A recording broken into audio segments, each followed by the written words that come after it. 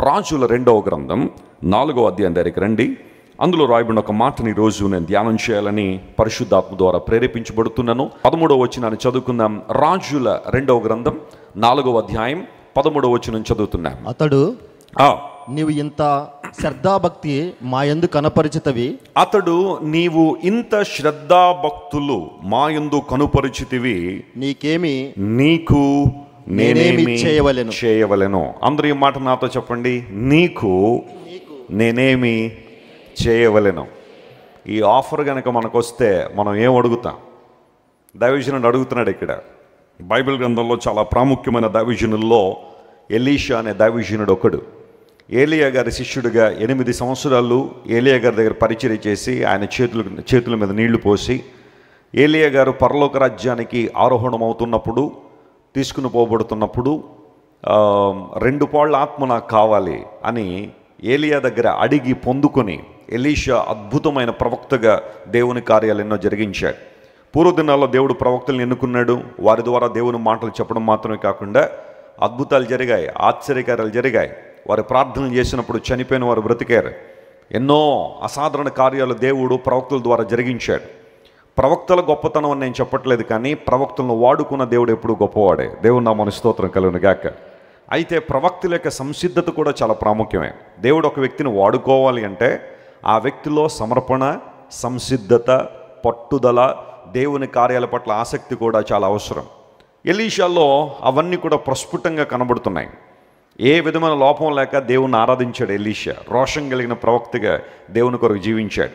అయితే షూనేం అనే ప్రాంతానికి వెళ్ళినప్పుడు అక్కడ ఒక ఆమె దైవజనుడిని తన ఇంటికి పిలిచి చక్కని ఆతిథ్యాన్ని ఇచ్చింది.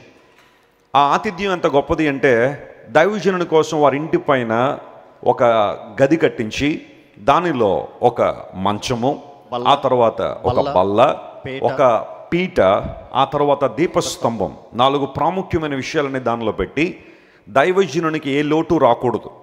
ఆయన మా ప్రాంతానికి వచ్చినప్పుడు, మా దగ్గర ఉన్నప్పుడు ఆయనకు అన్ని రకాలుగా నేను సహాయపడాలని తను మరియు తన భర్త, ముసలిప్రాయంలో ఉన్న తన భర్త కూడా ఇద్దరు కలిసి దైవజనునికి మేలు చేశారు.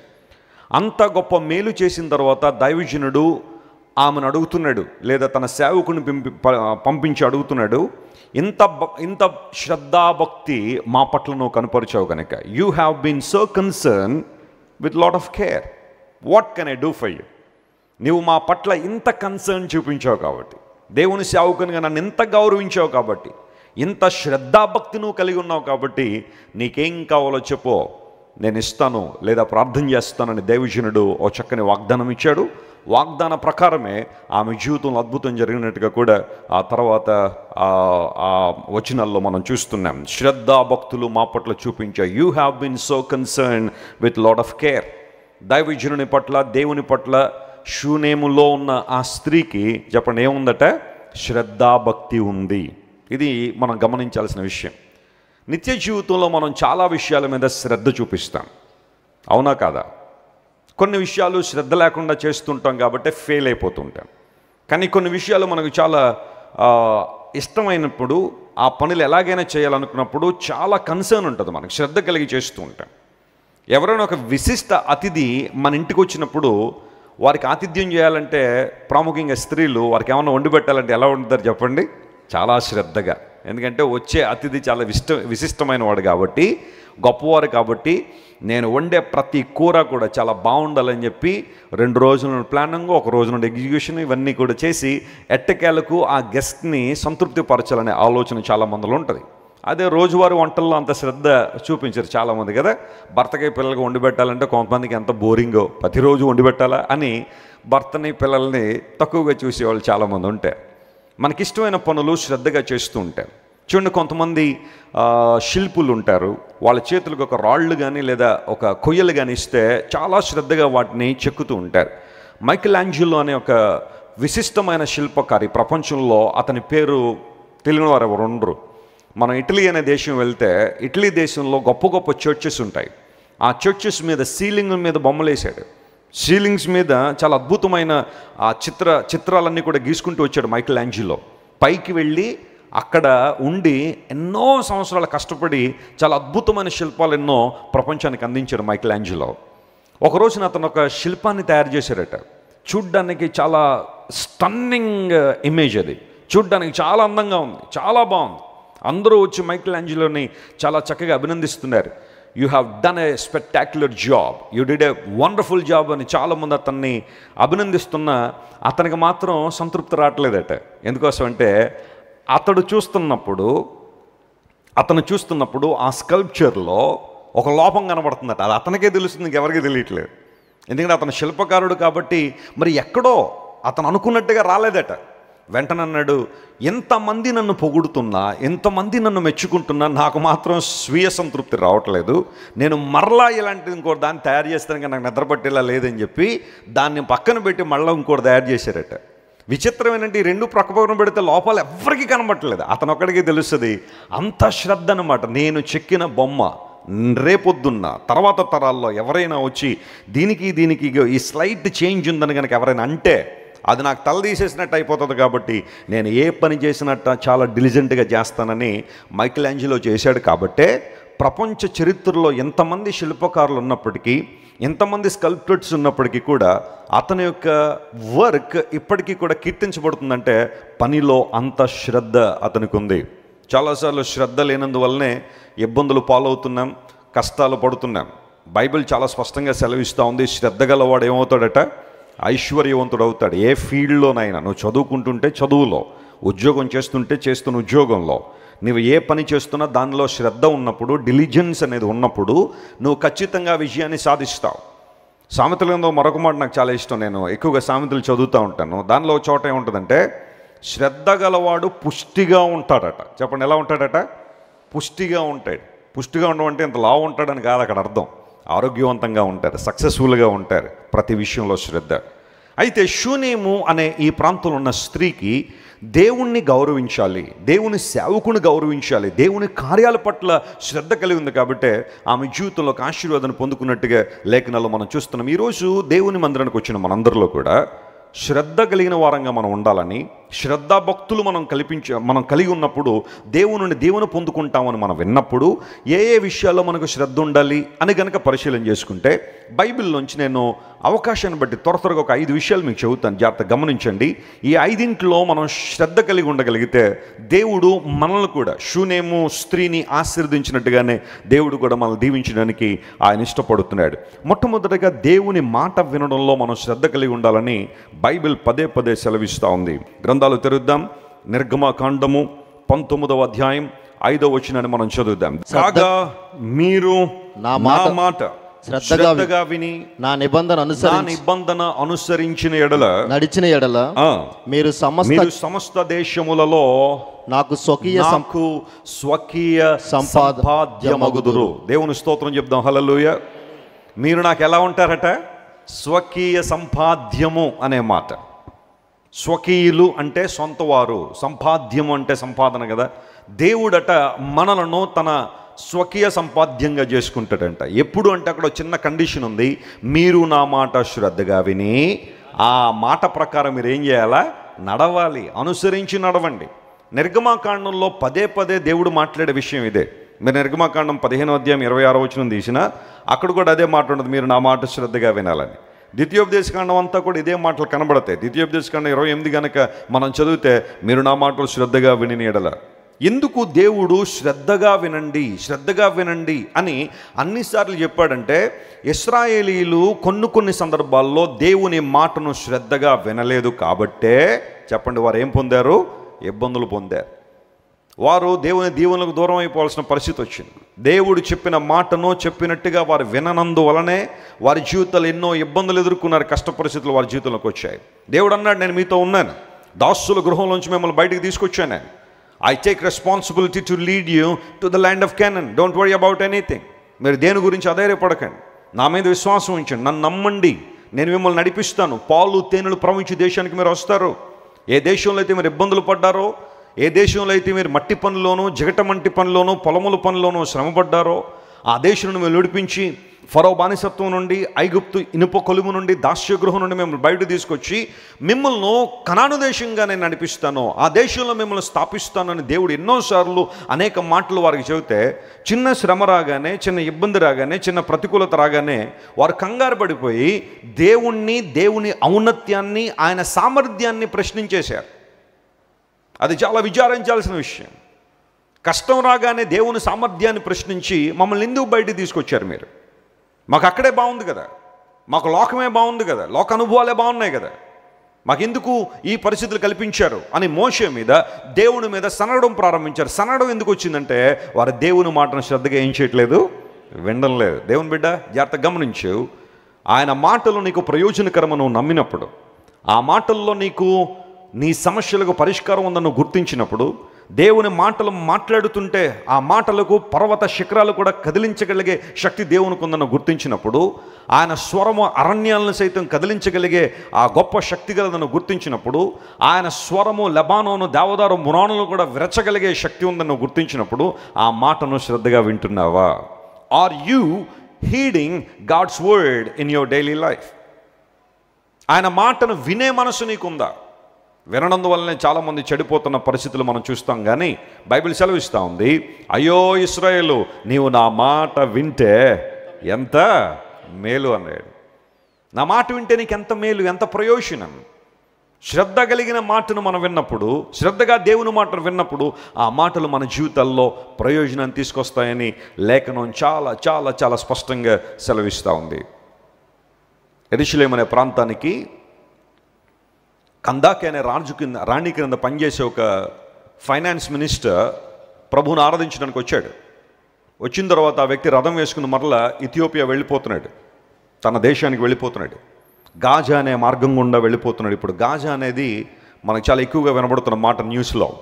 హమాస్ అనే ఒక తీవ్రవాద సంస్థ ఆ గాజాలోనే వారు స్థాపించబడి అక్కడి నుంచి ఇశ్రాయేల్ మీదకి ఆయా సందర్భాల్లో దాడులు చేస్తుంటారు. హమాస్ను క్రమపరిచే ప్రక్రియలో చుట్టుపక్కల దేశాల వారు ఇశ్రాయేల్ మీద కొన్ని సందర్భాల్లో దాడులు చేయడం, మరలా వీళ్ళు ప్రతిదాడులు చేయడం. ఇప్పుడు వాతావరణం అయితే అంత బాగాలేదు, ప్రపంచ పరిస్థితి అంత బాగాలేదు. స్టాక్ మార్కెట్లు కుప్పగూలిపోయినాయి. నిన్న ఈరోజు కూడా స్టాక్ మార్కెట్లన్నీ చాలా డల్గా ఉన్నాయి. ఎప్పుడు మరలా ఆయిల్ రేట్లు, డీజిల్, పెట్రోల్ రేట్లు పెరుగుతాయో తెలీదు, నిత్యావసరాలు పెరిగిపోతాయి. ఇవన్నీ కూడా యుద్ధ ప్రభావం కేవలం ఒక దేశం మీద కాదు, ప్రపంచంలో ఎక్కడ ఏ సైజులో యుద్ధం జరిగినా దాని ప్రభావం మొత్తం ప్రపంచం అంతా ఉంటుంది. ఇరాన్ ఇప్పుడు యుద్ధంలోకి ఎంటర్ అయిపోయింది. ఇస్రాయేల్ దేశానికి ఇరాన్కి గనక యుద్ధం ఉధృతం అయితే, ఆ ఇరాన్ పక్షంగా గనక రష్యా గనక చేరితే ఇంకా థర్డ్ వరల్డ్ వార్ స్టార్ట్ అయిపోద్దని విశ్లేషకులు ఆల్రెడీ నిన్నటి నుంచి చెప్పేస్తూ ఉన్నారు. ఇంకెంతో దూరం లేదు మూడో ప్రపంచ యుద్ధం, ప్రపంచంలో అన్ని దేశాలు కలిపి పోట్లాడుకునే ఆ సమయం అయితే వచ్చేసిందని. అయితే మొదటి ప్రపంచ యుద్ధం 1914లో వచ్చింది, రెండవ ప్రపంచ యుద్ధం 1939లో వచ్చింది. అప్పుడు ఇప్పుడున్నన్ని అణ్వాయుధాలు, న్యూక్లియర్ వెపన్స్ అప్పుడు లేవు. కానీ ఇప్పుడు పరిస్థితి ఎలా ఉందంటే ప్రతి చిన్న దేశం దగ్గర కూడా న్యూక్లియర్ వెపన్స్ ఉన్నాయి.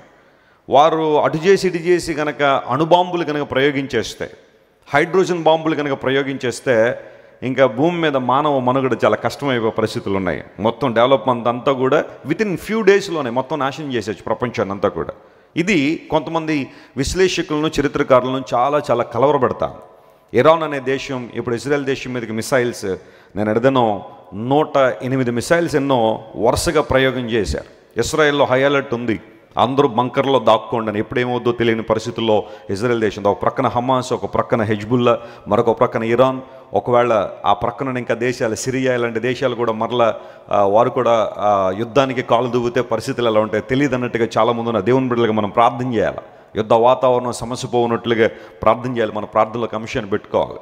అయితే గమనించిన ప్రియులారా, ఆ సందర్భంలో ఈయన గాజా మీదుగా వెళ్ళిపోతుంటే దైవజనుడు ఫిలిప్పు, సువార్తికుడైన ఫిలిప్ అంటారు అతన్ని, ఫిలిప్ ది ఇవాంజలిస్ట్, అతనికి దేవుని మాట వినబడినప్పుడు ఆ మాటకు అతడు లోబడ్డాడు. ఆ మాటకు అతను లోబడ్డాడు. ప్రభువా, ఆ వ్యక్తికి సువార్త చెప్పడానికి నన్ను వెళ్ళమంటున్నావు, ఇప్పుడే వెళ్ళాలా, నాకు పనులు లేవా? ఆయనకట ఫిలిప్ గారికి ఎంతమంది కూతుళ్ళట? 4 కుమార్తెలు. 4 కుమార్తెలు ఇంట్లో ఉన్నారు అంటే ఆ బాధ్యతలు ఎంత ఎక్కువగా ఉంటాయి చెప్పండి. ఈరోజు 2 పిల్లలు ఉంటేనే తల్లిదండ్రులు మా వల్ల అవ్వట్లేదండి అన్నారు చాలామంది.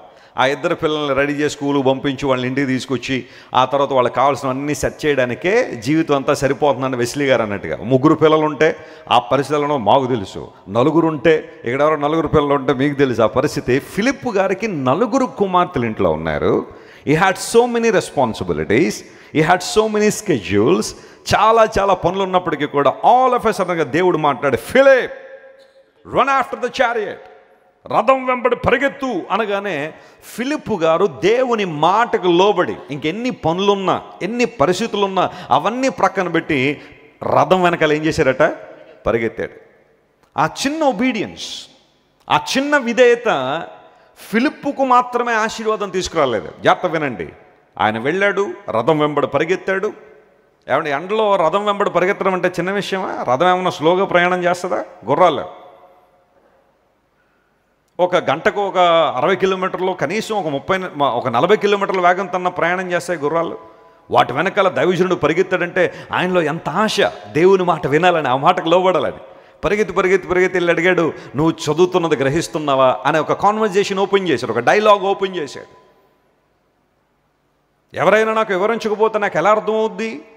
ఐజయా 53 చదువుతున్నాను, యెషయా 53 చదువుతున్నాను, దానిలో ఒక ఆయన కనబడుతున్నాడు. ఆయన ప్రవక్త, లేకపోతే ఆ ప్రవక్త మరెవరి గురించి అయినా చెబుతున్నాడా? ఆ ఎవరో ఫిలిప్ వివరించాడు. యేసు ప్రభు వారి లోకానికి వచ్చారు, మన పాపముల నిమిత్తం ఆయన మరణించారు, మన అతిక్రమ క్రియల నిమిత్తం గాయపరచబడ్డారు, ఆయన సజీవుల లెక్కలోంచి కొట్టివేయబడ్డాడు, ఆయన భక్తిహీనులతోనే సమాధి ఏర్పాటు చేయబడింది. ఇలాంటివన్నీ కూడా యేసుక్రీస్తు ప్రభు జీవితంలో ప్రొఫెసీలన్నీ ఎలా నెరవేరయ్యో చాలా క్లియర్గా దేవుని వాక్యం చెప్పగానే ఆ నపుంసకుడు లేదా ఫైనాన్స్ మినిస్టర్కి బాప్తిస్మము అంటే ఒక అవగాహన వచ్చేసింది. రక్షణ పొందాలనే తృష్ణ బయలుదేరింది. వెంటనే ఒక చోట నీళ్ళు కనబడగానే ఇక ఆలస్యం ఎందుకు, నాకు బాప్తిస్మం ఇచ్చే అన్నాడు. ఫిలిపు దేవుని మాటకు లోబడి దేవుని స్వార్థతను ప్రకటించిన తర్వాత ఆ ఫైనాన్స్ మినిస్టర్ క్యాండసీ అనే ఒక రాణి క్రింద పనిచేసి ఆయన మరలా ఇథియోపియా వెళ్ళిన తర్వాత అక్కడ తనకు జరిగిన అనుభవాలన్నీ కూడా, యెషయా గ్రంథం ఎవరి గురించి ప్రవచిస్తుంది, మెస్సియా ఎలా ఉంటారు, ఆయన ఏ విధంగా ఈ లోకానికి వచ్చారు, ఇవన్నీ ఆయన తెలియచేయడం ద్వారా ఆ క్యాండసీ దగ్గర ఉన్న చాలామంది, ఆ రాణిగారి దగ్గర ఉన్న చాలామంది యేసయ్యను అంగీకరించారట. దేవుని నామమున స్తోత్రం కలుగును గాక. నేను ఇథియోపియా అనే దేశం వెళ్ళినప్పుడు అదీస్ అబాబా అనే ఆ క్యాపిటల్ సిటీలో చాలామంది దేవుని ప్రజలను కలుసుకున్నప్పుడు అడిగాను, ఇథియోపియాలో ఇప్పుడు ఎంత క్రిస్టియానిటీ ఉంది, ఎంతమంది దేవుని ప్రజలు ఉన్నారు అని అడిగితే 95% దగ్గర క్రైస్తవులు ఉన్నారండి. ఇదివరకు 100% క్రిస్టియన్ కంట్రీయే, కానీ కొన్ని కారణాలు బట్టి వలస వచ్చిన వారు చాలామంది ఉండడాన్ని బట్టి 95%కి వచ్చింది. కానీ most of the people they know the Bible, most of the people they follow Jesus in this country. ఆ రోజు ఆ నపుంసకునికి స్వార్థ చెప్పడానికి ఫిలిప్పుకు అందించబడిన ఆ ఒక్క మాటకు లోబడ్డం ద్వారా చరిత్రనే మార్చేశాడు. గట్టిగా చప్పట్లు కొట్టి దేవుని మహిమపరచును. హల్లెలూయా. ఈ రోజు నువ్వు దేవుని మాటకు లోబడగలిగితే, ఆయన చెప్పే మాటకు నువ్వు అంగీకరించగలిగితే, who knows, God is gonna bless your generations after generations. రానున్న తరాలను కూడా దేవుడు విశిష్టంగా దీవించబోతున్నాడు. హల్లెలూయా. నీ పిల్లలను దేవుడు ఆశీర్వదిస్తాడు, నీ సంతానాన్ని దేవుడు దీవిస్తాడు. ఆయన ఉద్దేశాలు నీ సంతానం ద్వారా, నీ కుటుంబం ద్వారా నెరవేర్చబడతాయి. Praise the Lord. It's all about obedience. అందును బట్టి నా మాట శ్రద్ధగా వినండి. మీకు ఎన్ని పనులున్నా, ఎన్ని స్కెడ్యూల్స్ ఉన్నా, ఎన్ని పరిస్థితులున్నా, when God delivers a word, when God commands you to do something, do it right now. ఆయన మాటను వాయిదాలు వేయొద్దు. దేవుని మాటను వాయిదాలు వేసి మరలా చేస్తానులే అని అనుకుంటే ఆ మరలా చేసే సమయం బహుశా నీ జీవితంలో రాకపోవచ్చేమో. When God reveals something, when God tells you something, obey to his voice. నా మాటను మీరు శ్రద్ధగా వింటే, ఆ మాటను అనుసరించి మీరు నడిస్తే, మీరు నాకు స్వకీయ సంపాద్యంగా ఉంటారు. You will be my inheritance, you will be mine. నా వారుగా మీరు పిలువబడతారు, నా ప్రజలుగా మీరు పిలువబడతారు. ఎంత చక్కని అభయాన్ని దేవుడు ఇస్తున్నాడు. దేవుని ప్రజలారా, ఇంత శ్రద్ధాభక్తులు మా పట్ల నువ్వు చూపించావు కాబట్టి నీకేం కావాలో కోరుకో. ఏ విషయంలో శ్రద్ధ అంటే, దేవుని మాట వినే విషయంలో మనకేముండాలి? శ్రద్ధ ఉండాలి. రెండో అంశం దగ్గరికి వద్దాం. చూడండి, దినవృత్తాంతాల 2వ గ్రంథం 29వ అధ్యాయం 11వ వచనాన్ని చదువుకుందాం. బైబిల్ ఉన్నవారు తెరవండి. నా కుమారులారా తనకు పరిచారకులయుండి ధూపము వేయుచుండుటకును తన సన్నిధి నిలుచుటకును. చెప్పండి, తన సన్నిధిని నిలుచుటకును, తనకు పరిచర్య చేయుటకును యెహోవా మిమ్మల్ని ఏర్పరచుకొనెను. యెహోవా మిమ్మల్ని ఏం చేశాడు? ఆయన ఏర్పరచుకొనెను గనుక మీరు అశ్రద్ధ చేయకుడి. మీరు ఏం చేయకూడదట? శ్రద్ధకు ఆపోజిట్ వర్డ్ ఏంటి? అశ్రద్ధ. ఈ మాటలు ఎవరు పలుకుతున్నారు అంటే, దినవృత్తాంతాలు 2వ గ్రంథం 29వ అధ్యాయాన్ని హిజ్కియా అనే దైవజనుడు లేదా హిజ్కియా అనే రాజు ఆ ప్రాంతంలో తన రాజ్యంలో ఉన్న యాజకులను లేవీలందరినీ పిలిచి మాట్లాడుతున్నాడు ఈ మాటలన్నీ. యూదా రాజుల్లో హిజ్కియా చాలా ప్రాముఖ్యమైనవాడు. హిజ్కియా కావచ్చు, ఆసా కావచ్చు, యెహోషాపాతు ఇలాంటి వాళ్ళందరూ యూదా రాజుల్లో రిమార్కబుల్ కింగ్స్. ఇశ్రాయేలు రాజ్యము యూదా రాజ్యము రెండుగా విడిపోయిన రోజులు అవి. ఆ సందర్భంలో హిజ్కియా ఎప్పుడైతే రాజుగా అభిషేకించబడ్డాడో, అపాయింట్ చేయబడ్డాడో, ఆయన చేసిన పని ఏంటో తెలుసా? ఉన్నత స్థలాల్లో ఉన్న ఆ బలిపీఠాలన్నీ పడగొట్టేశాడు. తమ చేతులతో చేసుకున్న వాటిని ప్రజలు ఆరాధిస్తూ ఉంటే అది తప్పు అని బహిరంగంగా ఖండించాడు.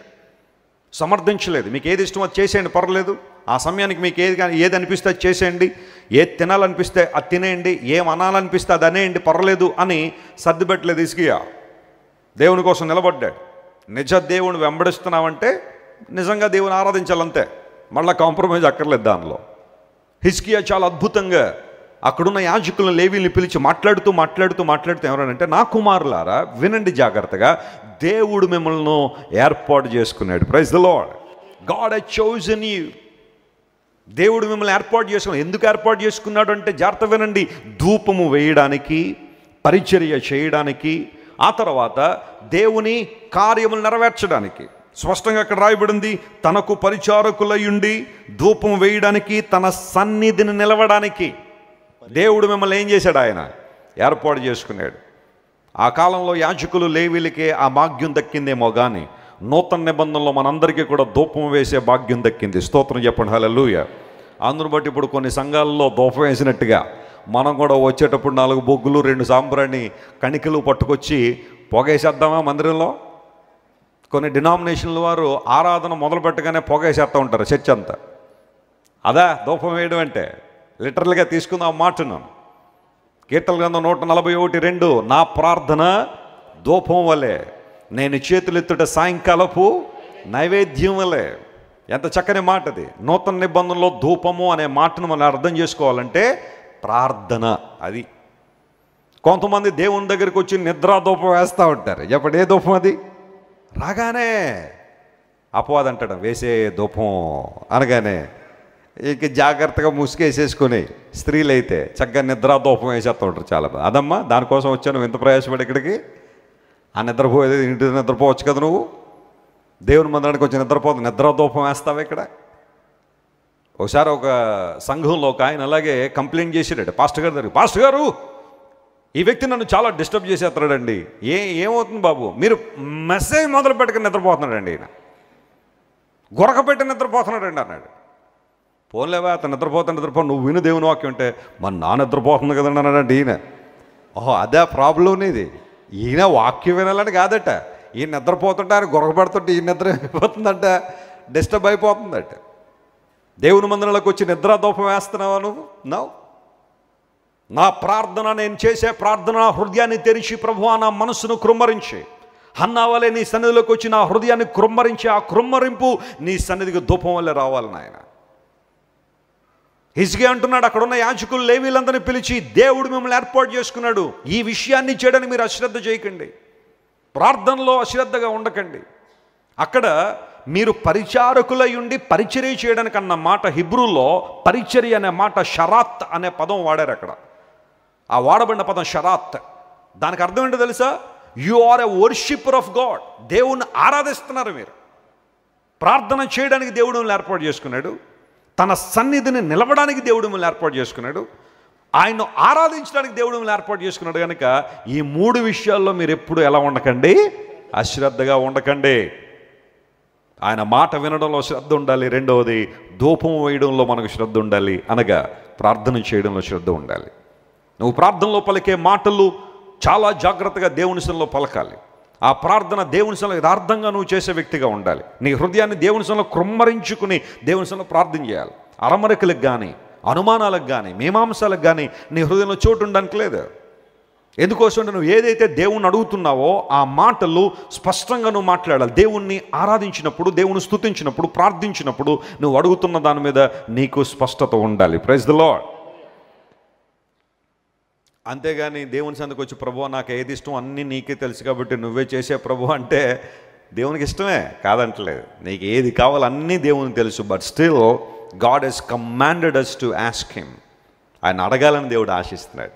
ఆ అడిగే విధానంలో దేవుని సందుకు వచ్చినప్పుడు మన హృదయాలు ఆయన సందులో కృమ్మరించినప్పుడు ఆయనతో సహవాసం చేయాలని దేవుడు కోరుతున్నాడు. చాలామంది ప్రార్థన ఎగ్గొట్టడానికి చెప్పే మాటల్లో ఒక మాట ఏంటో తెలుసా, నా గురించి అన్నీ దేవునికి తెలుసు కాబట్టి ఇంకేం నేను అడిగేది అని అనుకుంటారు చాలామంది. దేవునికి అన్నీ తెలుసు కాదంటలేదు, కానీ అన్నీ తెలిసినప్పటికీ కూడా దేవుని సన్నిధికి వచ్చి మనం అడగాలి. అలా అడిగినప్పుడు దేవునితో ఒక సహవాసం మనం కలిగి ఉంటాం. యాజకులారా, లేవీలారా, మీరు ఎప్పుడు అశ్రద్ధ చేయకండి. దేవుని సన్నిధిలో ప్రార్థన చేయండి, పరిచర్య చేయండి, అని ఆరాధించండి. మనందరం కూడా దేవుని స్తుతించడానికి, అని ఆరాధించడానికి, నీ ప్రార్థనలు అంగీకరించబడినప్పుడు, నీ ప్రార్థనలకు దేవుడు జవాబిచ్చినప్పుడు, ఆ మాటలను దేవుడు విని తన యొక్క ప్రత్యక్షత నీకు అనుగ్రహించినప్పుడు, నీవున్న శ్రమలో నుండి, ఇబ్బందుల నుండి దేవుడిని పైకి తీసుకొచ్చినప్పుడు నువ్వు దేవుని సన్నిధిలో ఏం చేయాలా? ఆరాధన చేయాలి, ఆయన స్తుతి అర్పణ చేయాలి. ప్రైజ్ అండ్ వర్షిప్ అనే మాట మనం వింటున్నాం. Praising and worshipping the Lord, giving thanks to him, ఆయనకు కృతజ్ఞతాస్తుతులు చెల్లించడం. ఎన్నో సందర్భాలు లేఖనాల్లో మనం చూస్తాం. అయితే ధూపం వేయడంలో మీరు ఏ ఒక్కరు కూడా అశ్రద్ధ చేయొద్దు.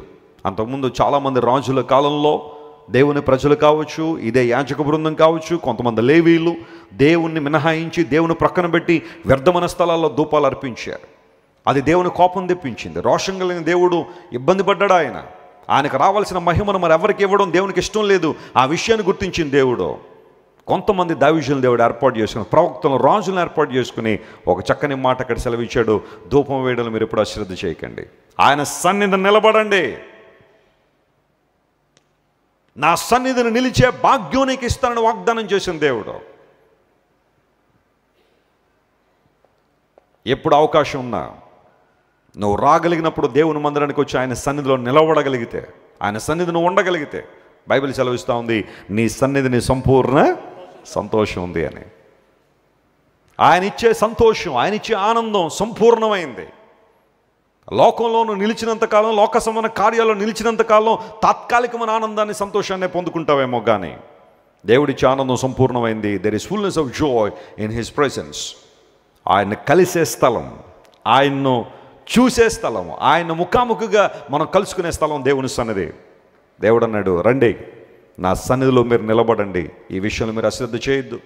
ఎప్పుడైనా సరే దేవుని మందిరానికి రావాల్సి వచ్చినప్పుడు సమయానికి రండి, త్వరపడి రండి. నీరసంగానో ఏదో ఎవరో తోసుకుని వస్తున్నట్టుగా, తోపుడు బండి ఉంటుంది చూసారా, ఎవరో ఒకళ్ళు తయ్యాలి దాన్ని. ఎప్పుడు కూడా నాన్నగారు చెబుతూ ఉంటారు, నదుల్లో కొన్ని రకాల పడవలు ఉంటాయి. అందులో కొన్ని పడవలను తెడ్ల పడవలు అంటారు. చెప్పండి, ఏ పడవలు అవి? తెడ్లేస్తేనే నడుస్తాయి. చిన్న చిన్న పడవలు, వాటిని నావలు, అవి తెడ్లేయాలి. ఇంగ్లీష్లో ప్యాడిల్స్ అంటారు వాటిని. ఆ తెడ్డేసినప్పుడు ఏమవుతుంటుంది, అది ముందుకు వెళ్తూ ఉంటుంది. కొంతమంది కూడా తెడ్ల లాంటి బ్రతికే, ఎవరో తెడ్లు వేయాలి. శుక్రవారం ప్రార్థనా సమయం వస్తుందని భార్య మార్నింగ్ నుండి తెడ్డేస్తూ ఉండాలి. ఏమండే రెడీ అవ్వండి, పదండి అంటే అప్పుడు రెడీ అవుతాడు. ఎప్పుడు? 11:30కి. కొంతమంది ఎప్పుడు ఆ తెడ్ల పడవల్లాగానే ఉంటారు, ఎవరో ఒకళ్ళు తెడ్లు వేస్తేనే ముందుకెళ్తుంటారు వాళ్ళు. రెండో రకమైన పడవలు తెరచాప పడవలు. ఆ చేపలు ఎత్తుతూ ఉంటారు. గాలి వేసే విధానంలో ఆ పడవలు వెళ్ళిపోతూ ఉంటాయి. కొన్నిసార్లు అన్కంట్రోలబుల్ విండ్ వస్తే ఇంకా ఆ పడవలను కూడా కంట్రోల్ చేయలేం. ఆ విండ్ ఎలా అయితే వస్తుందో ఆ పడవలు వెళ్ళిపోతాం. పూర్వదినాల్లో తెరచాప పడవలు ఏ సమయానికి దరికి చేరతాయో చెప్పేవారు కాదు. ఎందుకోసం అంటే గాలి మీద ఆధారపడి ఉంటుందండి అని చెప్పేవారు. ఆ గాలి వేసేదాన్ని బట్టే కదా మీరు ప్రయాణం చేయాలి. జాగ్రత్తగా ఆ తెరచాపల్ని అడ్జస్ట్ చేసేవారు. అదొక చాలా అద్భుతమైన నిష్ణాతులు అక్కడ ఉండేవారు. ఆ తెరచాపల్ని అడ్జస్ట్ చేయాలి వచ్చే గాలికి. అందును బట్టి ఆ సమయానికి ఏ సమయానికి వస్తామని చెప్పలేకపోయేవారు. సేలింగ్ బోట్స్ అంటారు వాటిని. గాలి ఎటు వేస్తే అటు వెళ్ళిపోయేవాళ్ళు.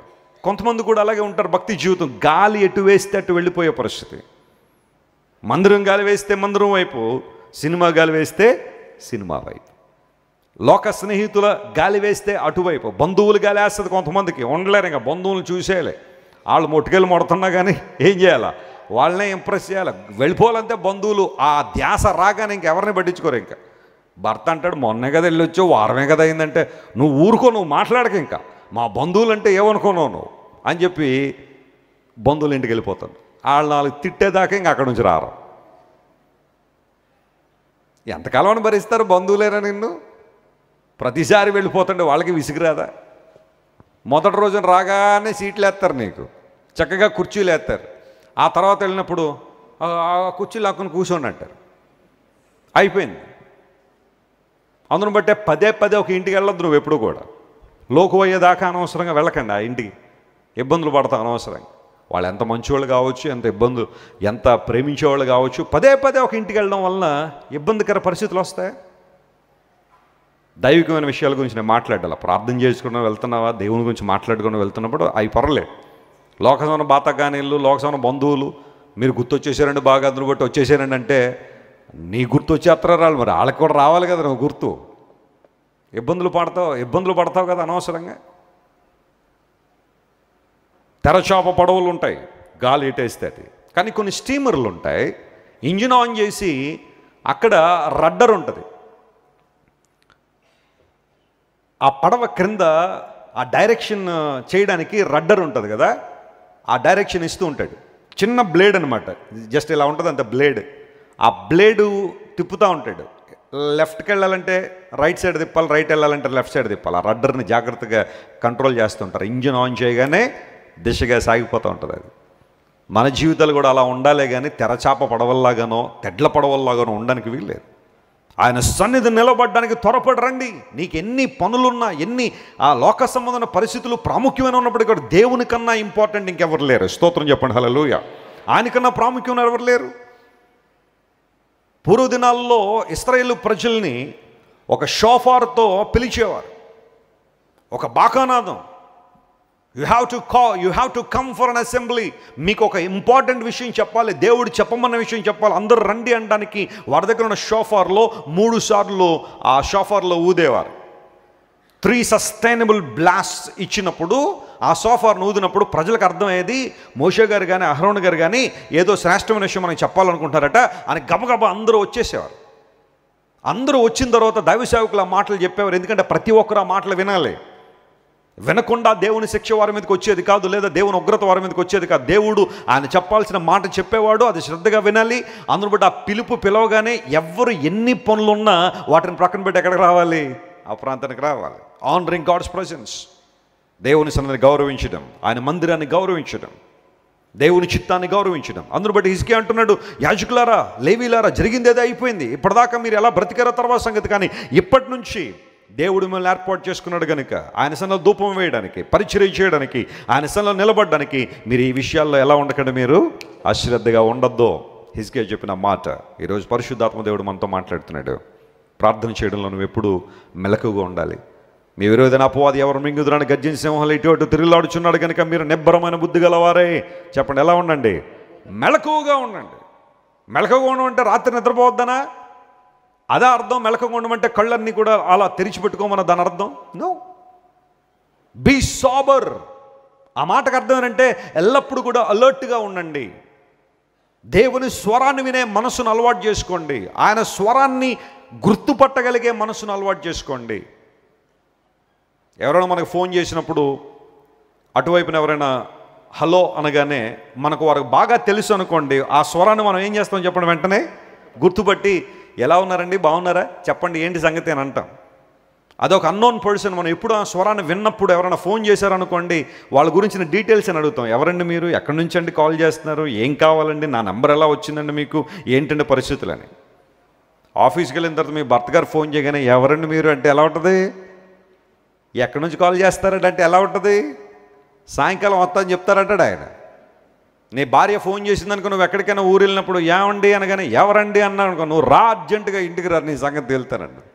ఎందుకంటే భార్య స్వరం గుర్తుపట్టట్లేదా నువ్వు? రోజు నీతో మాట్లాడుతుంది కదా, నీ పిల్లల స్వరాన్ని గుర్తుపడతావు. దేవునితోని సహవాసం ఉన్నప్పుడు, రెగ్యులర్ కమ్యూనికేషన్ ఉన్నప్పుడు, దేవునితో ఆ కాన్వర్జేషన్ మెయింటైన్ చేస్తున్నప్పుడు you will recognise God's voice. దేవుని స్వరాన్ని గుర్తుపడతాను. ఆ స్వరానికి లోబడే మనస్సు. నిలబడండి దేవుని సన్నిధిలో. హిజ్కియా ద్వారా దేవుడు మాట్లాడాడు, ఈ విషయంలో మీరే ఒక్కరు కూడా అశ్రద్ధగా ఉండొద్దని బైబిల్లో చూస్తున్నాం. కీర్తన గ్రంథం 77వ కీర్తన 6వ వచనం. థర్డ్ ఇంట్రెస్టింగ్ పాయింట్, అందరూ జాగ్రత్త చదవాలి. ఆత్మదేవుడు మనతో మాట్లాడుతున్న ఈ మాటలన్నీ కూడా సామ్ 77 and verse 6. 77వ కీర్తన 6వ వచనం. నేను పాడిన పాట రాత్రి అందు జ్ఞాపకము చేసుకొందును, హృదయమున ధ్యానించుకొందును. దేవా, చూడండి ఈ మాట జాగ్రత్త అండర్లైన్ చేసుకోండి. దేవా, నా ఆత్మ నీ తీర్పు మార్గమును శ్రద్ధగా ఏం చేస్తుంది? వెదుగుతుంది. అందరూ ఈ మాట నాతో చెప్పండి. దీనిలో ఉన్న లోతైన విషయం ఏంటో మీకు చెప్తాను నేను. నా ఆత్మ తీర్పు మార్గమును శ్రద్ధగా వెతికెను. ఏంటి తీర్పు మార్గం వెతకడం అంటే అర్థం ఏంటి? తెలుగు బైబిల్లోని మాటను నేను ప్యారలల్ ఇంగ్లీష్ బైబిల్లో కొన్ని ట్రాన్స్లేషన్లో అసలు ఏమి రాశారని చెప్పి వెతుకుతూ ఉంటే ఎక్కువ ట్రాన్స్లేషన్లో ఏముందంటే మై స్పిరిట్ పాండర్స్ అనే మాట రాశారు. మై స్పిరిట్ పాండర్స్ అంటే లోపల ఉన్న నా ఆత్మ ధ్యానం చేస్తుంది, పదే పదే దేవుని మంచితనాన్ని, ఆయన ఔన్నత్యాన్ని మరియు ఆయన తీర్పు మార్గాన్ని ధ్యానం చేస్తుంది. వాటి మీద నాకు లక్ష్యం ఉంది, వాటి మీద నాకు దృష్టి ఉంది, శ్రద్ధగా వెతికాను నేను. కొన్ని ట్రాన్స్లేషన్లో ఏమి రాశారంటే ఐ ఎగ్జామిన్డ్ మై స్పిరిట్ అని రాశారు. మై స్పిరిట్ పాండర్స్ అని కొన్ని ట్రాన్స్లేషన్లో ఉంటే, మరికొన్ని ట్రాన్స్లేషన్లో ఏముందంటే ఐ ఎగ్జామిన్డ్ మై స్పిరిట్. నా అంతరింద్రియములను నేను ఏం చేసుకుంటున్నానో పరీక్షించుకుంటున్నాను. ఎప్పుడు అంటే రాత్రి వేళ తాను పాడిన పాట ఏం చేసుకున్నాడంటే ఈయన జ్ఞాపకం చేసుకున్నాడు. నువ్వు పాటలు పాడుతున్నావా? అని అసలు పాటలు పాడే అలవాటు నీకుందా? నాకు మైక్ ఎవరండి? మైక్లో పాడే పని ఎవరన్నారు? నీకు నువ్వు పాడు, ఇంట్లో చక్కగా పాడుకో పాటలు. మైక్లోనే పాడాలని ఎక్కడ ఉందా బైబిల్లో? నీకు మైక్ ఇవ్వబడినప్పుడే పాట పాడని ఉందా ఎక్కడన్నా బైబిల్లో? చక్కగా పాడుకోవచ్చు కదా ఇంట్లో. నువ్వు ఒక్కదాని ఉన్నప్పుడు పాడొచ్చు, లేదా బస్సులో వెళ్తున్నావు కొంచెం శ్రావ్యంగా పాడగలిగితే పాడండి, అంతే. డ్రైవర్ కానీ డిస్టర్బ్ చేసేలా పాడేయకండి. ఆయన తీసుకెళ్ళి ఎక్కడ లోయలో పెడతాడు బస్సు. శ్రావ్యంగా పాడగలిగితే బస్సులో పాడొచ్చు, ఇబ్బంది ఏమి లేదు. ఫ్యామిలీ ప్రేయర్లో పాడండి పాటలు. నేను పాడిన పాట నేనేం చేస్తున్నాను? జ్ఞాపకం చేసుకున్నాను. నీ జీవితంలో నీ అనుభవాల్లోంచి ఒక్క పాటైనా రాయగలిగావా? లేదా కొన్ని మాటలన్నా రాయగలిగావా? ఒక బుక్ తీసుకుని దేవుడు నీ జీవితంలో ఎంతవరకు చేసిన మేళ్లను, ఉపకారాలను జ్ఞాపకం చేసుకుని, ప్రభువా అటువంటి పరిస్థితుల్లో నా హృదయం ఇలా ఉన్నప్పుడు నువ్వు నన్ను ఇలా ఆదరించావని ఒక్క మాటైనా నువ్వు ఒక పాటగా రాయగలిగావా? నేను పాడుచూ స్తుతిగానము చేసేదను, దేవుడు నా నోట ఏ గీతాన్ని ఉంచాడో క్రొత్త పాట ఉంచాడని. నేను రాసిన చాలా పాటలు మీరు గమనించి ఉంటారు. దేవుని కృపను బట్టి చాలా పాటలు రాయగలిగాను. ఇప్పటికీ అది కేవలం దేవుని కృప ద్వారా మాత్రమే సాధ్యమైంది. అందులో కొన్ని పాటలు నా అనుభవాల్లోంచి రాశాను, కొన్ని పాటలు కొంతమందిని అబ్జర్వ్ చేయడం ద్వారా రాశాను, కొన్ని పాటలు దేవుని వాక్యాన్ని ధ్యానం చేస్తుంటే దేవుడు నాకు ఇచ్చిన అనుభవాల్లో రాసుకుంటూ వచ్చాను. నాకు జీవమై ఉన్న నా జీవమా, నాకు సర్వమైన నా సర్వమా, ఆ పాట మీరు వింటే నాకు చాలా ఇష్టమైన పాట. నేను రాసిన పాటలు నాకు చాలా ఇష్టమైన పాట. అది నా అనుభవాల్లోంచి రాసిన ఆ పాట. నీ నామమే పాడేదని నా జీవితకాలం అంతా, నీ గానమే చేసేదని నా ఊపిరి ఉన్నంత వరకు ప్రభువా. జాన్ వెస్లీ స్వరం, దేవుని చేత అభిషేకించిన స్వరం, ఊపిరినంత వరకు నీ కొరకే. నా తుది శ్వాస అంటూ విడవాల్సి వస్తే అది నీ వాక్యం చెబుతున్నప్పుడే, లేదా నీ సేవ కోసం నువ్వు వెళ్తున్నప్పుడే, నీ రాజ్య విస్తరణలో ఉన్నప్పుడే ఆ పని జరగాలి ప్రభువా. That's my prayer, that's my desire. అందుబట్టి ఆ పాటలు చాలామందిని ప్రభావితం చేస్తూ ఉంటాయి. నేను పాడిన పాట, నా అనుభవాల్లోంచి నేను రాసిన పాట నేను జ్ఞాపకం చేసుకుంటున్నానయ్యా. రాత్రి వేళ వాటిని ఏం చేస్తున్నాను? నేను ధ్యానం చేస్తున్నాను. నువ్వు మంచం మీద పడుకుని ఏం ధ్యానం చేస్తున్నావు? నువ్వు తమ్ముడు మంచం మీద పడుకుని ఏం ధ్యానం చేస్తున్నావు? ఎవరెవరి మీద నీ ధ్యానం ఉంది? ఎవరెవరి గురించి ఆలోచనలు చేస్తున్నావు? బైబిల్ సెలవిస్తూ ఉంది, ప్రభువా నేను నిన్ను ధ్యానం చేస్తున్నాను, నా ఆత్మ నా అంతరింద్రియాన్ని పరీక్షించుకుంటున్నాను. ఆ రోజు నా మ్యాటర్ని సెటిల్ చేసుకుంటున్నాను ప్రభువా నీతో. ఒకవేళ బహుశా రేపు ఉదయానికి లేచేసరికి కనుక నేను ఉండలేకపోతే నా హృదయం నిందను మోయకూడదు. I would like to settle down my matter before I go to bed. నీ తీర్పు మార్గము నేనేం చేస్తున్నాను? శ్రద్ధగా వెతుకుతున్నాను. ఆ పని ఉందా ఎప్పుడైనా? దేవుని సన్నిధిలో పడుకునే ముందు మోకరించి, ప్రభువా, ఒకవేళ ఈ ఉదయకాలం అంతా నీకు అవిధేయమైన ఆలోచనలు కానీ, తలంపులు కానీ, క్రియలు కానీ, అలవాట్లు కానీ నాలో ఏమైనా ఉంటే నన్ను క్షమించు ప్రభువా. నేను ఈరోజు నిద్రకు ఉపక్రమించే ముందే నీతో నేను సమాధాన పడుతున్నాను ప్రభువా. నీ తీర్పు మార్గాన్ని వెతుకుతున్నాను ప్రభువా. నా అంతరింద్రియాన్ని నేను పరీక్షించుకుంటున్నాను ప్రభువా అని ఎప్పుడైనా దేవుని సన్నిధిలో ప్రార్థన చేసావు? పడుకునేటప్పుడు మనం చేసే ప్రార్థనలు చాలా విచిత్రంగా ఉంటాయేమో. కానీ దైవజనుడు అంటున్నాడు, I ponder my spirit ponders, I examine my spirit O God. రాత్రి పడుకోక మునిపే, నిద్రకు ఉపక్రమించక మునిపే నా అంతరింద్రియం అంతా నేను చెక్ చేసేసుకుంటున్నాను, పరీక్షించుకుంటున్నాను. ఆరోగ్యం బాగాలేదనగానే డాక్టర్ గారు ఏం చేస్తారు చెప్పండి? టెస్టులు రాస్తారు. ఆల్రెడీ ఆయన దగ్గర ఒక ప్రింటెడ్ ఫామ్ ఒకటి ఉంటుంది, టిక్లు పెట్టవే. ఇదివరకైతే కష్టపడి రాసేవారు, ఇప్పుడన్నీ ఏం పెట్టేలా? టిక్లు, ఈసీజీ, ఆ తర్వాత ఆ వైటమిన్స్ అవా మొత్తం అంతా కూడా, షుగరు, బీపీ, హిమోగ్లోబిన్, అవి మొత్తం టెస్టులు చేసేసరికి బిల్ ఎంత వస్తుంది? 30,000.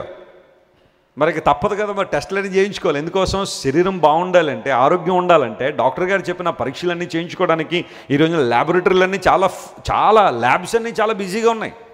మీరు ఏ ల్యాబ్నన్నా తీసుకోండి, ఎప్పుడు బిజీగానే ఉంటారు వాళ్ళు. కారణం ఏంటి?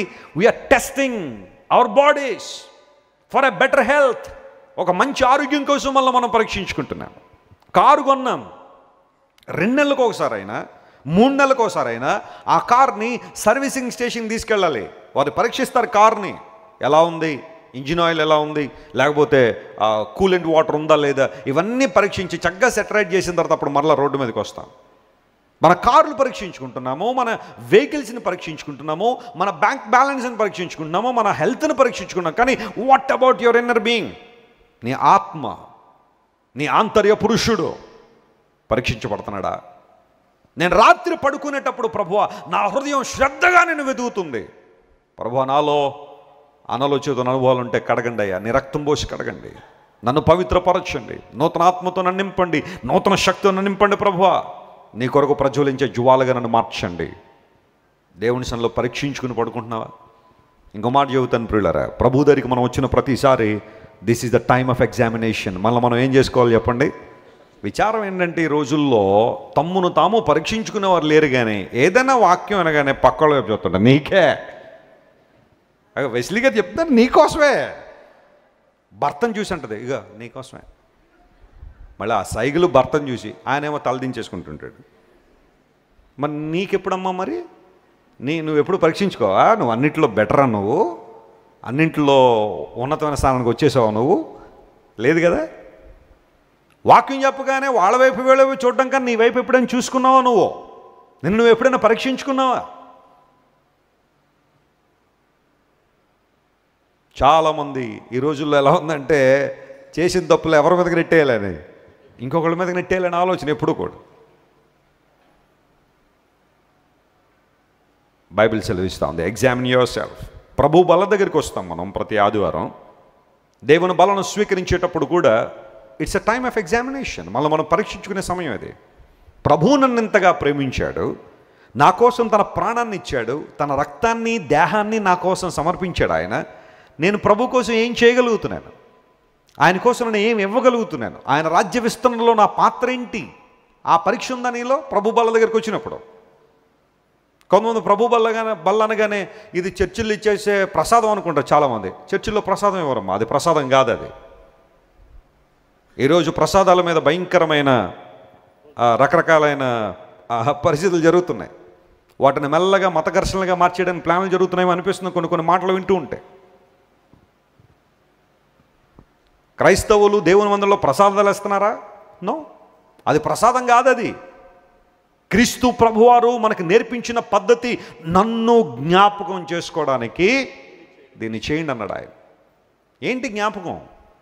ఆయన ఎందుకు జ్ఞాపకం చేసుకోవాలి? మనందరం ఆయన రక్తం ఇచ్చినంతగా మనల్ని ప్రేమించారు. తన దేహాన్ని నాగటి చాలా వల్లే దున్నించుకుని ఆయన తన దేహాన్ని విరిచి ఆయన పొందిన గాయముల ద్వారా మనం స్వస్థత ఇచ్చినప్పుడు దేవుడు ఎంతగా మనల్ని ప్రేమిస్తే మనం ఎంతగా దేవుని ప్రేమించగలుగుతున్నాం? అది పరీక్షించుకునే సమయం. ఎంతగా దేవుడు మన మీద తన కృపను విస్తరింపచేస్తూ ఉంటే, ఎంతగా దేవుడు తన క్షమాపణను మన మీద కృమ్మరిస్తూ ఉంటే, క్షమాపణలో ఎంతగా ఎదుగుతున్నాం మనం, అది పరీక్షించుకోవాలి. ఎవరైనా ఒక మాట అంటే కొంచెం త్రోసపోయమైనా కొంచెం మెల్లగా లేస్తుందేమో, కానీ నిన్ను మాత్రం ఆపలేకపోతున్నామే. నువ్వేం క్రైస్తవురాలు అమ్మ, నువ్వు ఇంకే క్రైస్తవుడునైనా నువ్వు. భార్య ఒక మాట అంటే పెద్ద పెద్ద రాడ్లు కర్రలు పట్టుకొని చితకబాదేస్తున్నావు, నువ్వు క్రైస్తవుడువా, నువ్వు సంఘ పెద్దవా నువ్వు. భర్త ఏమన్నంటే భయంకరంగా ఎగురుతున్నావు నువ్వు, గౌరవం లేదు భర్త అంటే, సన్మానం లేదు భర్త అంటే. ఏం పరీక్షించుకున్నావు నీ జీవితాన్ని? ఆలోచన చేయాలి, పరీక్షించుకోండి. ప్రభువా, నేను రాత్రి పడుకునేటప్పుడు నా హృదయం, నా ఆత్మ నీ తీర్పు మార్గాన్ని శ్రద్ధగా వెతుకుతుందయ్యా. తీర్పు తీర్చబడే అంశాలు ఏమైనా ఉంటే వాటిని విడిచిపెట్టాలని ఆశపడుతున్నాను. వాట్ ఏ గ్రేట్ ప్రేయర్ కదా, ఎంత మంచి మనసు. చేద్దాం, ఈ రోజు నుండి ఆ పని చేద్దామా? స్తోత్రం చెప్పండి. మౌనం అయిపోయారు అందరూ. చేద్దాం, ఈ పనులు కూడా చేద్దాం, పరీక్షించుకుందాం, దేవుడు మెచ్చే స్థాయికి వద్దాం, ఆయన మెచ్చే భక్తిని చేద్దాం, ఆయన మెచ్చే ప్రార్థన చేద్దాం. ఆత్మలో ప్రతిరోజు మళ్ళీ మనం కరెక్ట్ చేసుకుంటూ ఉన్నతమైన స్థానానికి వెళ్దాం. దేవుడు అలాంటి కృప మనందరికీ దయచేయనుగాక.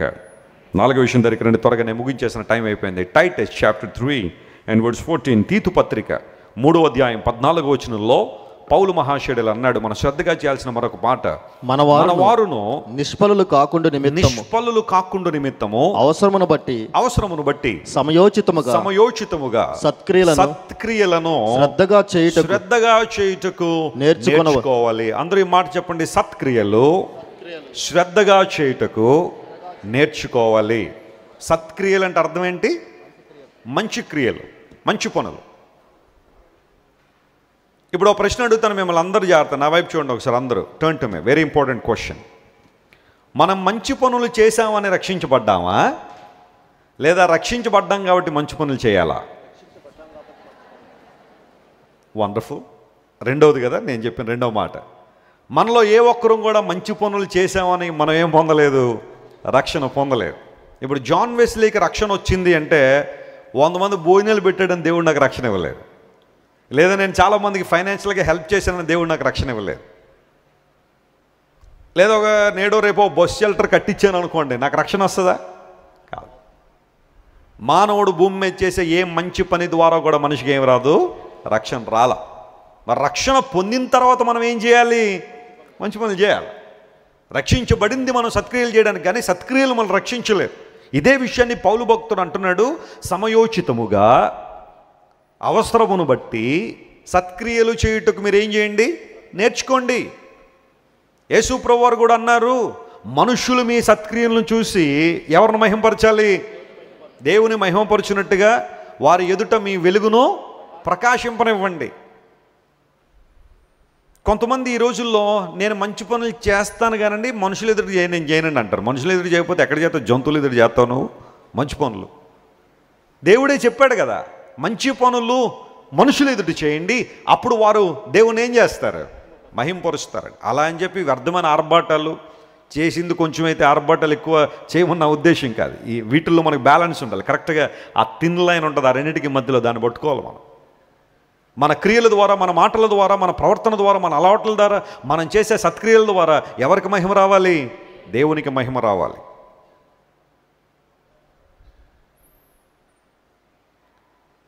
ఒక బ్రిడ్జ్ మీద ఒక బ్రిడ్జ్ కింద, ఓవర్ బ్రిడ్జ్ కింద ఒక వ్యక్తి అడుక్కుంటున్నాడు. ఉదయాన ఒక ఆమె కాఫీ తీసుకెళ్ళి ఆ వ్యక్తికి ఇచ్చింది.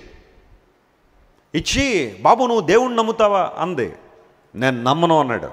ఎందుకంటే దేవుడు ఉంటే నాకు ఎందుకు ఈ దుస్థితి అంటే, అప్పుడు ఆమె చెప్పింది, ఒకవేళ ఇప్పటిదాకా నువ్వు నమ్మినా నమ్మకపోయినా ఈరోజు ఈ కాఫీ నీ చేతిలో పడింది అంటే నువ్వు దేవుడు ఉన్నాడని నమ్మాలంది. ఎందుకు అంటే, నేను రక్షణ పొందకమునుపు ఎవరికి ఏమి ఇచ్చేదాన్ని కాదు. నా బతుకంతా జలగ బతుకే. జలకి 2 నోరులు ఉంటాయంట. అది ఎటుపట్టినా ఏం చేస్తూ ఉంటుంది? లాగేయడమే, సక్ చేయడమే బ్లడ్ని. నాకోసారి పట్టింది జలగ. స్కూల్లో చదువుతున్నప్పుడు ఒక కాలువలో ఆడడానికి వెళ్ళినప్పుడు కాలుకు మెత్తగా తగులుతుంది ఏదో, ఏంటని కొంచెం చూసేసరికి జలగ పట్టేసింది. దేవుని స్తోత్రం, ఇంకా బ్లడ్ పీల్చలేదు అది. జలగలు తీసుకోవడమే కానీ వాటికి ఇవ్వడం తెలియదు. ఒకప్పుడు నేను కూడా అలాంటి దాన్ని, ఎవరికి ఏమి ఇచ్చేదాన్ని కాదు. కానీ మారు మనసు పొంది రక్షణ పొందిన తర్వాత రోజు కనీసం ఒక్కరికైనా ఏదో ఒక విధానంలో చిన్నదో పెద్దదో సహాయం చేయాలని నిర్ణయించుకున్నానయ్యా. ఈరోజు ఈ కాఫీ నీ చేతులకు అందిందంటేనే దేవుడు ఉన్నాడని లెక్క. దేవుడు నా మన స్తోత్రం కలుగును గాక. హల్లెలూయా. ప్రపంచంలో ఈరోజు చారిటీ, లవ్, కంపాషన్ ఈ పదాలన్నీ వినబడుతున్నాయంటే యేసుక్రీస్తు ప్రభు యొక్క మహత్యం ద్వారానే. సత్క్రియలు చేయమని దేవుడు మనకు చెప్పాడు కాబట్టే.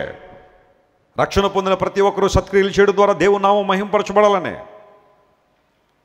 ఎవరెట్ స్వాన్సన్ అని ఒక ఆయన ఒక అనాథ బిడ్డను చూశాడు.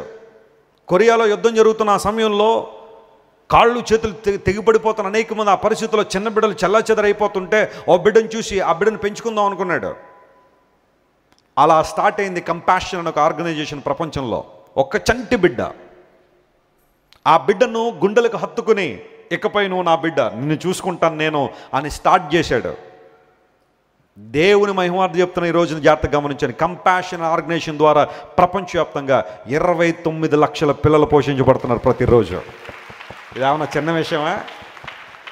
ఏమంటే ఇదేమన్నా చిన్న విషయమా? ఈ రోజుల్లో చాలామంది పరిస్థితులు ఎలా ఉన్నాయి? మొన్న ఎవరో న్యూస్ పేపర్లో వాట్సాప్లో వేశారు, ఒక బాబా పాదం అంట కాలు ఫోటో తీసి 3,000కి అమ్మేస్తున్నారు. బాబా గారి కాలు ఫోటో ఎంతంట? 3,000. ఇది బిజినెస్. ఇది ప్రపంచంలో 1 కోటి మంది కొన్నారనుకోండి ఆ ఫోటోని. బాబా గారి కాలట ఏదో ఆ కాలు ఫోటో తీశారు, ఆయన తీసి అమ్మేస్తున్నారు ఫోటోలు. 3,000 ఒక్కొక్క ఫోటో. 1 కోటి ఫోటోలు అమ్ముడైతే 3,000 కోట్ల రూపాయల ఇన్కమ్. ఎటుపోతుంది డబ్బు అంతా? కానీ దేవుని బిడ్డలు ప్రపంచవ్యాప్తంగా యేసయ్య నామాన్ని ఎరిగిన వారు, ప్రభు ప్రేమను అర్థం చేసుకున్నారు. ఒక మదర్ తెరీసాని తీసుకోండి, ఒక గ్రామ్ స్టెయిన్స్ని మీరు తీసుకోండి, ఒక స్టీవ్ వాన్ మీరు తీసుకోండి, ఒక ఎవరెట్ స్వాన్సన్ మీరు తీసుకోండి. ఇలాంటి వాళ్ళు ఎంతోమంది ప్రపంచవ్యాప్తంగా.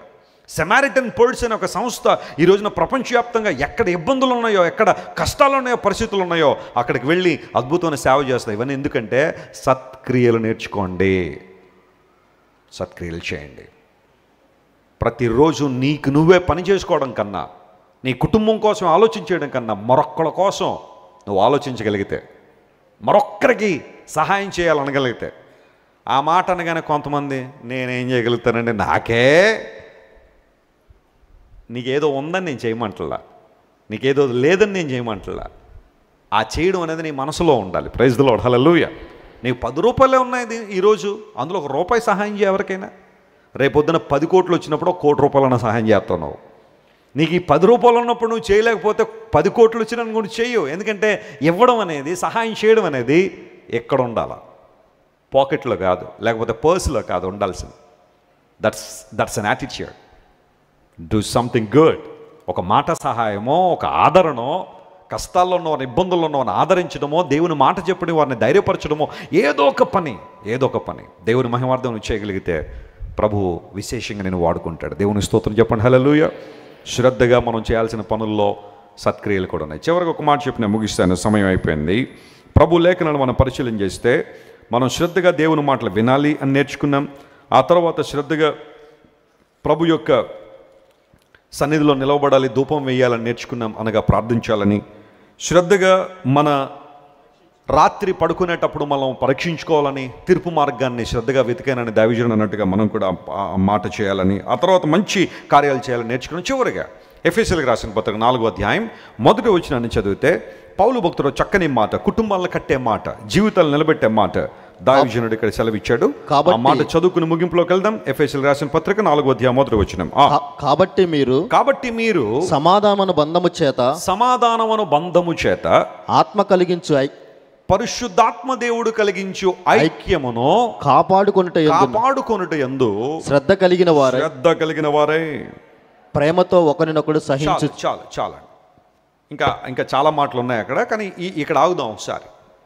కాబట్టి మీరు ఏ బంధం ఉండాలట? సమాధానం అనే బంధం. ఈ సమాధానం అనే బంధము చేత పరిశుద్ధాత్మ దేవుడు కలిగించే ఐక్యమును ఏం చేయాలా? కాపాడుకోవాలి. కాపాడుకోవాలంటే అర్థం ఏంటి? మీ పిల్లవాడికి 1,00,000 రూపాయలు ఇచ్చి 3 వీధుల అవతలు ఉన్న మీ బంధువులకి ఇమ్మని చెప్పారనుకోండి, వెళ్ళేటప్పుడు ఏం చెప్తారు అబ్బాయికి? చెప్పండి, ఏం చెప్తారు? నాయన జాగ్రత్తగా వెళ్ళరా, 1,00,000 రూపాయలు పట్టుకుని వెళ్తున్నావు, నువ్వు జాగ్రత్తగా వెళ్ళి పిన్ని గారికి డబ్బులు ఇచ్చేసి రావాలి. అందును బట్టి ఎవరైనా దగ్గరికి వచ్చి బాబు చాక్లెట్ తింటావా అంటే తినద్దు, అందులో ఏమైనా మత్తు పదార్థాలు ఉండొచ్చు, ఆ చాక్లెట్ నీకు ఇచ్చి నేను మొత్తంలోకి దింపేసిన తర్వాత డబ్బులు పట్టుకుపోతాడని చెప్పాల్సిన జాగ్రత్తలన్నీ చెప్తాం కదా, జాగ్రత్తగా గమనించండి. దొంగిలించే వాళ్ళు ఉన్నారు కాబట్టే జాగ్రత్త చెబుతాం. ఇక్కడ బైబిల్ ఏమన్నాడు తెలుసా? ఆత్మ కలిగించి ఐక్యతను కాపాడుకొనుటలో మీరు ఎలా ఉండాలి? శ్రద్ధగా ఉండాలి. అలా ఉండకపోతే మీ మధ్య ఉన్న ఐక్యతను దొంగిలించే పరిస్థితులు ఉన్నాయి, దురాత్మలు ఉన్నాయి. అపవిత్రాత్మ శక్తుల ప్రయాస ఇప్పుడు అంతే. సంఘాల్లో ఐక్యతను దొంగిలించాలా, ఫెలోషిప్లో ఐక్యతను దొంగిలించాలా, కుటుంబాల్లో ఉన్న ఐక్యతను దొంగిలించాలి. ఇదే కదా అపవాదిక ఆలోచన. ఎప్పుడు కూడా మనుషుల మధ్య విభేదాలు, భయంకరమైన అనుమానాలు, మీమాంసలు తీసుకొచ్చి సంఘాలను విచ్ఛిన్నం చేసే ప్రక్రియే అపవాది చేస్తున్న పరిస్థితి. అయితే బైబిల్ సెలవిస్తూ ఉంది, పరిశుద్ధాత్మ దేవుడు ఎక్కడ ఉంటాడో అక్కడ ఐక్యత ఉంటుంది. స్తోత్రం చెప్పండి, హల్లెలూయా. ఆత్మ దేవుని యొక్క నడిపింపులో యూనిటీ అనేది ఉంటుంది. గ్రీకు భాషలో ఐక్యత అనే మాట హెనోటెస్ అనే పదం వాడాడు పౌలు మహాశయుడు. ఇక్కడ హెనోటెస్ అంటే అర్థం ఉంటుంది తెలుసా? వన్నెస్ అని అర్థం. ఒకటే, ఒకే ఆలోచన, ఒకే భావము, ఒకే తాత్పర్యము, ఒకే ప్రేమ. పౌలు భక్తుని యొక్క ప్రయాస ఎప్పుడు అదే. సంఘాలను బలపరిచినప్పుడు మీరందరూ ఒకటే ఒకటే ఒకటే. There should be oneness in your family, there should be oneness in your church. You are striving for oneness. హెనోటెస్ అనే మాట ఒక్కటే, ఒకే భావము, ఒకే ఆలోచన ఉందా ఈ రోజుల్లో? దేవుని బిడ్డలుగా మనం దేవుని సందుకు వచ్చినప్పుడు మనం చేయాల్సిన ప్రార్థన కూడా అదే. ప్రభువా, సంఘాల్లో ఐక్యతనివ్వండి అయ్యా. విచ్ఛిన్నమైపోతున్న పరిస్థితులు కొన్ని సంఘాల్లో ఉన్నాయి. ఆ సంఘాలను బలపరచండి ప్రభువా. నీ రాజ్యం కట్టబడాలి. అపవిత్రాత్మ శక్తుల్లో దుర్బోధలు సంఘాల్లోకి వచ్చేస్తున్నాయి ఈ రోజుల్లో. లేనిపోయిన బోధలు, స్వాభిప్రాయాలు, నాకు ఇలా అనిపిస్తుంది కాబట్టి ఇలా చేసేయండి అని చెప్పే మాటలు, ఇవన్నీ విపరీతంగా పెరుగుతున్న రోజుల్లో. దుర్బోధలు. మొన్నెక్కడో వీడియో చూశాను, పాస్టర్ గారు మాట్లాడుతూ అన్నాడట, ఇప్పుడు నేను మీ మీదకి గ్రాస్ అనాయింటింగ్ రిలీజ్ చేస్తున్నాను అన్నాడంట ఆయన. గడ్డి అభిషేకం అన్న వెంటనే సంఘాల్లో ఉన్న వాళ్ళు అందరూ పక్కకి వెళ్ళిపోయి గడ్డి తినేస్తున్నారు. వాళ్ళందరూ ఏంటంటే మా అయ్యగారు గడ్డి అభిషేకం రిలీజ్ చేశాడట, గడ్డి తినేస్తారు. ఇంకా నయం యాసిడ్ అభిషేకం చేయలేదు ఆయన, చచ్చిపోదురు అందరూ. ఏంటండి ఇవన్నీ? పరిశుద్ధాత్మ దేవుణ్ణి అవమానపరిచే కార్యాలు కాదా అవి? పరిశుద్ధాత్మ దేవుణ్ణి ఆ ఇబ్బందులు, ఆయన్ను సరిగా అర్థం చేసుకోకుండా సంఘాన్ని పక్కదోర పట్టించే విధానాలు కాదా ఇవి? గడ్డి అభిషేకం ఉందా బైబిల్ ఎక్కడైనా? పరిశుద్ధాత్మ దేవుడు ఒక వ్యక్తి మీదకి వచ్చినప్పుడు గడ్డి తింటామని ఉందా బైబిల్లో? లేనిపోయినవన్నీ కూడా తీసుకొచ్చి ప్రజలను మభ్యపెట్టేవాళ్ళు చాలామంది. అయితే బైబిల్ సెలవిస్తూ ఉంది, దేవుడు అద్భుతాలు చేయడని అని అంటలేదు, ఆశ్చర్యకారాలు చేయడని అని అంటలేదు. కానీ పరిశుద్ధాత్మ దేవుణ్ణి దయచేసి తప్పుగా అర్థం చేసుకుని ఆయన ఈ రోజున ఎన్ని రకాలుగా ఇబ్బంది పెట్టాలని రకాలుగా ఇబ్బంది పెడుతున్నారు చాలామంది బోధకులు. పరిశుద్ధాత్మ సంరక్షణ ఉన్న చోట ఐక్యత ఉంటుంది. హల్లెలూయా. పరిశుద్ధాత్మ అల్లరికి కర్తగాడు కానీ సమాధానకర్త ఆయన. There is peace when the spirit of God dwells. నీ హృదయంలో గొప్ప సమాధానం, నీ సంఘంలో సమాధానం, ఐక్యతను దేవుడు ఇస్తున్నాడు పరిశుద్ధాత్మ దేవుని సంరక్షణలో. దేవుని బిడ్డలారా, ప్రార్థన చేద్దాం, చేయాలి. ప్రభువా, ఇలాంటి దుర్బోధలు సంఘాల్లోనికి రాకుండా ఉన్నట్లుగా సహాయం చేయండి. కొరియా దేశంలో దుర్బోధ ప్రపంచం అంతా ఈరోజున స్ప్రెడ్ అయిపోతుంది. అదేనంటే ఇంతవరకు మనం దేవుడే అనుకున్నాం, కానీ దేవునికి ఒక భార్య ఉంది తెలుసా? దేవుని కూడా ఎవరున్నారట? భార్య ఉన్నారట. వాళ్ళు చెప్పే మాటలు వింటే మనకి మెదడంతా ఒక యాసిడ్లో వేసినట్టే అలా ఉంటుంది పరిస్థితి. అసలు ఏం చెప్తున్నాడో అర్థం కాని పరిస్థితి ఒక్కొక్కసారి. ఇప్పుడు ఏంటి మరి, దేవుడికి భార్య ఉందా? మరి ఆవిడ పేరు ఏంటంటే జాంగిల్జా అంటున్నారు. చెప్పండి, ఏంటంట? దేవుడి గారి భార్య పేరట, ఆమె పేరు జాంగిల్జా అట. అందును బట్టి జాంగిల్జా అమ్మగారు మాకు అయ్యగారు ప్రార్థన చేయాలంటే ఇప్పుడు మనం వచ్చి అక్కడ దేవుని సన్నిధికి వచ్చి, బైబిల్ ఎక్కడన్నా ఉందా జాంగిల్జా అమ్మగారు ప్రార్థన చేయమని?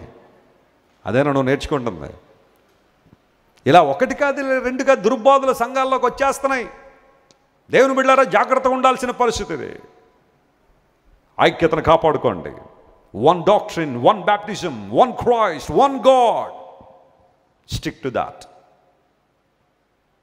ఇప్పుడు ఆత్మ కలిగించి ఐక్యతను కాపాడుకోవాలంటే మనలో 3 ప్రాముఖ్యమైన లక్షణాలు ఉండాలని రాశారు. ఆ తర్వాత ఆ వాక్య భాగంలో నేను అవన్నీ వివరించను కానీ అవుట్లైన్ చేస్తాను. అందరూ ఈ మాట చెప్పండి ఒకసారి.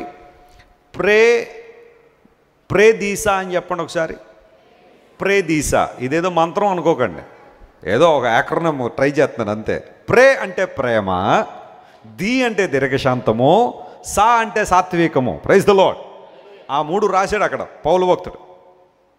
ఒక సంఘంలో ఐక్యత ఉండాలి అంటే, ఒక కుటుంబంలో ఐక్యత ఉండాలంటే ప్రేమ వలన సహింపు అనేది ఉండాలి. ప్రేమలో ఏముంటుంది చెప్పండి? సహించడం ఉంటుంది. ఆ తర్వాత సంపూర్ణ వినయంతో కూడిన, ఆ తర్వాత దీర్ఘశాంతం కావాలన్నాడు. మీరు పిలువబడిన పిలుపుకు తగినట్టుగా దీర్ఘశాంతం ఉండాలన్నాడు. శాంతాన్ని దీర్ఘం తీస్తే ఏంటి చెప్పండి? అది దీర్ఘశాంతం, లాంగ్ సఫరింగ్. ఆ తర్వాత 3వది ఏమన్నాడంటే సాత్వికం ఉండాలి, మీక్నెస్ అనే మాట వాడాడు. ఈ 3 ప్రాముఖ్యమైన లక్షణాలు ఎక్కడైతే ఉంటాయో అక్కడ ఐక్యత నిలబడుతుంది. స్తోత్రం చెప్పండి గట్టిగా, హల్లెలూయా. మీరు ఐక్యత కాపాడుకోవడంలో ఏముండాలి? మీకు సిద్ధం. అమ్మా, నీ కుటుంబంలో ఐక్యతను దొంగిలించడానికి అపవాది ప్రయత్నం చేస్తానేమో. ప్రతి చిన్న విషయానికి నీకు నీ భర్తకి గొడవలు అయిపోతున్నాయా? ఇద్దరు కలిసి దేవుని సన్నిధిలో ఏమేసేయండి? మోకాళ్ళు వేసేయండి. కాపాడుకోండి, ఐక్యతని కాపాడుకోండి. నీకు నీ పిల్లలకి గొడవలు అయిపోతున్నాయి చీటికి మాటికి, అందరూ కలిసి మోకాళ్ళు వేసి ప్రార్థన చేయని కొన్ని రోజులు నీ ఇంట్లో అనైక్యత పోతుంది, దేవుడు గొప్ప విడుదలిస్తాడు. సంఘాల్లో అనైక్యత వస్తున్నప్పుడు సంఘం అంతా చేరి ఒకే మనసుతో ప్రార్థన చేసినప్పుడు, యేసుక్రీస్తు నామ మహిమార్థమై ఆయన నామం పేరిట ప్రార్థన చేసినప్పుడు అద్భుతాలు జరుగుతాయి. ఆదిమ అపోస్తలులు చేసిన పని అదే. మేడగదిలో 120 మంది, ఇంక్లూడింగ్ మదర్ మేరీ, తల్లి అయిన మరియా, మరికొంతమంది స్త్రీలు, అపోస్తలులు, అనేక మంది దేవుని ప్రజలు, 120 మంది, వారందరూ కలిసి తమ చేతులు దేవుని వైపు చాపి ఏక మనసుతో వారు ఏం చేశారట? ప్రార్థన చేశారట. They were praying constantly in the presence of God with one accord. వారి మాటలు కూడా తేడా లేవు. ప్రతి ఒక్కరు ఒక అంశాన్ని గురించి ప్రార్థన చేశారు. వాగ్దానం చేయబడిన పరిశుద్ధాత్మ గురించి ప్రార్థన చేశారు. వారు అలా ప్రార్థన చేస్తూ ఉండగానే పెంతెకోస్తు అనే పండుగ రోజున పరిశుద్ధాత్మ దేవుడు సంఘం మీదకి వచ్చాడు. హల్లెలూయా. నూతన నిబంధన సంఘ ప్రారంభం జరిగింది. అద్భుతాలు జరిగాయి, ఆశ్చర్యకారాలు జరిగాయి. పామరులు అనబడిన వీళ్ళే అక్కడికి వచ్చిన అనేక మందికి సువార్త ప్రకటిస్తున్నప్పుడు, వాక్య సత్యాలు బోధిస్తున్నప్పుడు అందరూ ఆశ్చర్యపడ్డారు. పేతురు నిలబడి ప్రసంగం చెప్తే 3000 మంది ఎక్కడికి వచ్చారు? దేవుని దగ్గరికి వచ్చారు. What a power! పరిశుద్ధాత్మ దేవుని అభిషేకం, ఆయన శక్తి ఎంత గొప్పదంటే 3000 మంది ఆ రోజు యేసు ప్రభువును అంగీకరించడానికి దేవుడు సహాయం చేశాడు. ఇదంతా ఎందుకు జరిగిందో తెలుసా? వారందరూ ఒకే మనసుతో ఏం చేశారు? ప్రార్థన చేశారు. ఏక మనస్సు అనేది ప్రూవ్ చేయబడింది. 120 మంది ఉన్నారు కదా మేడగదిలో. పేతురు గారు ముందుకు వచ్చి ప్రసంగం చేస్తే ఈయన 119 మంది ఏం చేశారు? పేతురు గారిని ప్రోత్సహించారు. అంతేగా పేతురు చెప్పడం ఏంటి ప్రసంగం? నేను చెప్తాను అన్నాడు ఎవరైనా? ఆయన పాడడం ఏంటి పాట? నేను పాడతాను, నేను పాడలేనా? పేతురు గారినే ప్రతిసారి ముందు నిలబడేది. ప్రార్థన చేసిందేమో 120 మంది చేసామా? ఇప్పుడు ప్రసంగం చెప్పాల్సి వచ్చినప్పుడు పేతురు గారిని పంపిస్తారా? అబ్బాయి కుదరదు, నేనని వాళ్ళు దెబ్బలాడుకుని ఉంటే అక్కడ పరిశుద్ధాత్మదేవుడు ఉండేవాడు కాదో. There was unity among God's people. There was oneness among them. That's the reason they could able to see great results in their lives. My dear friends, అమ్మా, ఇంత శ్రద్ధా భక్తులు మా పట్ల చూపించావు కనుక ఇప్పుడు ఏం కావాలో అడుగు, నీకు ఇస్తాను. ఈ విషయాలను నేను సరి చేసుకుని దేవుని వైపు తిరగగలిగితే వాట్ ఎవర్ యూ ఆస్క్, ఈరోజు నువ్వేం అడగబోతున్నావో దేవుడు దాన్ని దయచేయబోతున్నాడు. హల్లెలూయా.